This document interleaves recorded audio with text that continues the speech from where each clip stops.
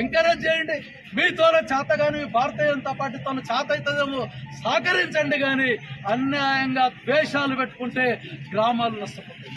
మీకు ఇంకొక రహస్యం చెప్తా, మేము మీద ఉన్నోళ్ళం అందరం బాగుంటాము. గమనించండి, మీద ఉన్నోళ్ళు ఇదే నిరంజన్ రెడ్డి, ఇదే ప్రభాకర్ రెడ్డి, ఇదే చిన్నారెడ్డి కలుసుకుంటే దండాలు పెట్టుకుంటాం, చేతులు కలుపుకుంటాం, అంతా బాగుంటాం.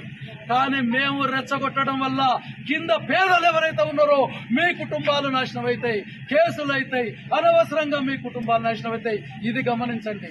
ఎవడైతే రెచ్చగొడుతున్నాడో వాడు దుర్మార్గుడు మిత్రులారా.